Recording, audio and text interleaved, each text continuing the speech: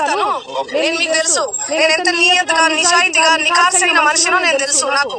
Okay, మీ అందరికీ కూడా తెలుసు. 14 ఏళ్ల జర్నీ అండి ఇది, ఊరికే రాలేదు. పూర్తిగా అవును, నువ్వు నికాసైన మనిషివి, నిజాయితీ గల మనిషివి. అవును, నిజమే అనుకుందాం కొద్దిసేపు.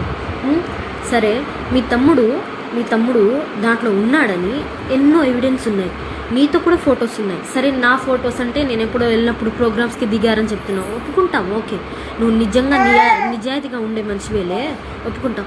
కానీ నీ తమ్ముడు ఎన్నో ప్రోగ్రామ్స్లో ఉన్నాడు, ఎన్నో ఫొటోస్ ఉన్నాడు, చాలా అంటే చాలా దిగాడు.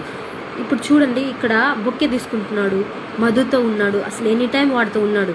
అప్పుడు మేము ఎలా నమ్మాలి? నిన్ను ఎలా నమ్మాలి?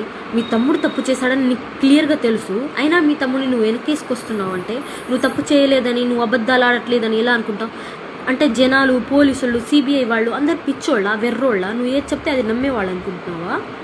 పిచ్చోళ్ళు అనుకుంటున్నావా? ఏమైనా పిచ్చోళ్ళు ఎవరు లేరు ఈ రోజున ఎవరు లేరు పిచ్చోళ్ళు. మేము చూసేదాన్ని బట్టి నమ్ముతాం. అన్ని సాక్ష్యాలతో సహా నువ్వు దొరికిపోయావు, అడ్డంగా దొరికిపోయావు.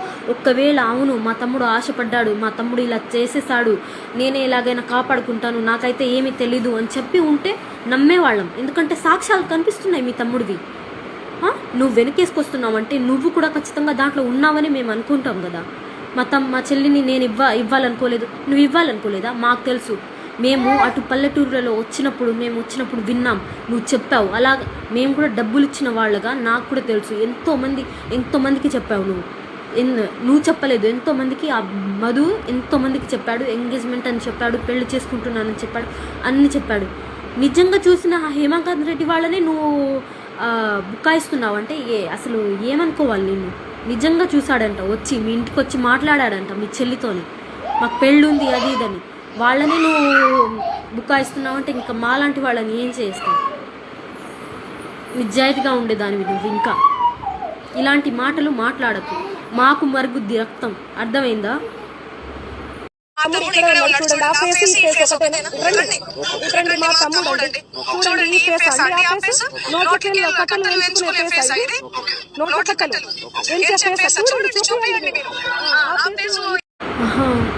అంటే ఇప్పుడు నువ్వు చెప్పిన అందరు నమ్మాలా? అంటే ఇప్పుడు ఇంతమంది ప్రజలు మొత్తుకున్నది మొత్తం అబద్ధమే. మీ తమ్ముడు కలిశాడు, మాట్లాడాడు, మమ్మల్ని ఇన్ఫ్లుయెన్స్ చేశాడు, మొత్తం ఇది కడతామని చెప్పాడు, అన్నీ చెప్పిందంతా అబద్ధమే. ఏది నమ్మొద్దు, కానీ నువ్వు చెప్పింది మాత్రం నమ్మాలి. మీ తమ్ముడు ఆ ఫేస్ అసలు అందరినీ మోసం చేసే ఫేస్ కాదు, డబ్బులు లెక్కించే ఫేస్ కాదు, ఏమి చేసే ఫేస్ కాదు.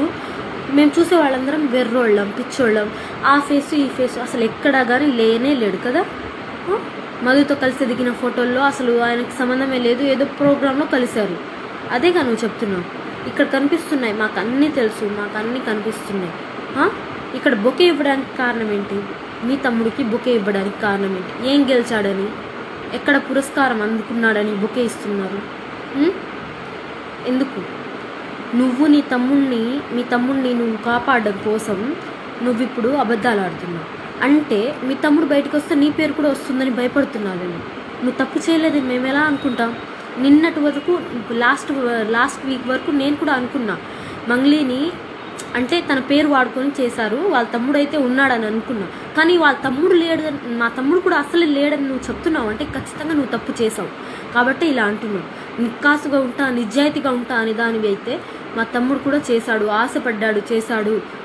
మా తమ్ముడిని నేను ఎలాగైనా కాపాడుకుంటాను, నేను డబ్బులు ఇస్తాను, అందరికి ఇప్పిస్తాను అని చెప్పి మాట్లాడాలి.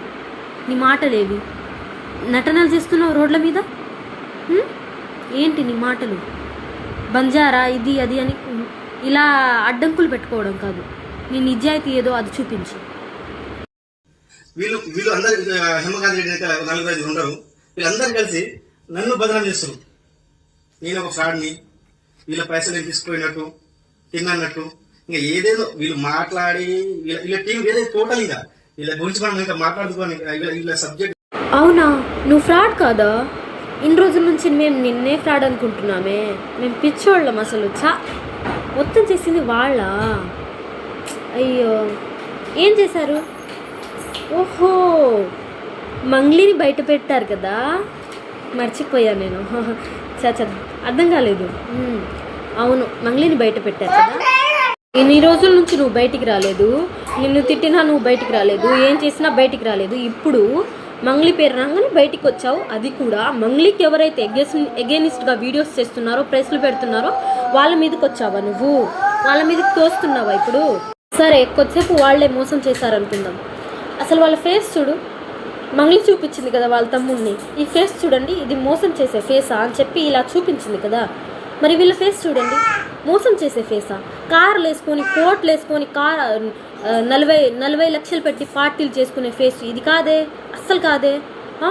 4 లక్షలు పెట్టి డైమండ్ నెక్లెస్ గిఫ్ట్గా ఇచ్చే ఫేస్ కాదే, అస్సలు కాదే. కోట్లు పెట్టి ఇల్లు కట్టించుకున్నారు కదా, ఆ ఫేస్ ఇది కాదే, అస్సలు కాదే. ఈ ఆమెను చూడండి ఎంత అమాయకంగా ఉంది అసలు. వాళ్ళ హస్బెండ్కి తెలియకుండా పెట్టిందంట. ఇలా అసలు ఎలా చెప్పాలనిపించిందిరా నీకు? వేరే వాళ్ళ మాటలు విని, అంటే ఆ మంగ్లీ ఏది చెప్తే అది చేసేస్తావా నువ్వు? రేపు నిలువున నరుకుతారు, రోడ్డు మీద నరుకుతారు ప్రజలు. అర్థమైందా నీకు? ప్రజలు చేతగాని వాళ్ళు కాదు, మోసపోయిన వాళ్ళు. నువ్వు కనిపిస్తే అసలు అలా ఉన్నారు. ఎంతమందిని మోసం చేసావు నువ్వు, ఎంతమంది చనిపోయారు. ఏమనుకుంటున్నావు నువ్వు? ఆటలుగా ఉందా నీకు? అంటే నేను ఇప్పుడు వీడియో రిలీజ్ చేసేస్తే ఆ మంగ్లీ మీద నుంచి ఇంకా వెళ్ళిపోయేది అనుకున్నావా? పిచ్చోళ్ళు ఎవరు లేరు, పోలీసులు పిచ్చోళ్ళు కాదు, సిబిఐ వాళ్ళు పిచ్చోళ్ళు కాదు, చూస్తున్న ప్రజలు పిచ్చోళ్ళు కాదు. అర్థమైందా? నీకు మాత్రం గట్టిగా ఉంటుంది, నీకు సపోర్ట్ చేసిన వాళ్ళకి ఇంకా గట్టిగా ఉంటుంది. అది గుర్తుపెట్టుకో. నిన్ను మర్చిపోయారు, మంగ్లీనే పట్టుకున్నారులే అనుకుంటున్నావేమో ఎక్కడో ఒక చోట ఉండి. పోలీసులకు పిచ్చివి చెప్పకు, ఏదైతే నిజాలు ఉన్నాయో అవి చెప్పు. అర్థమైందా?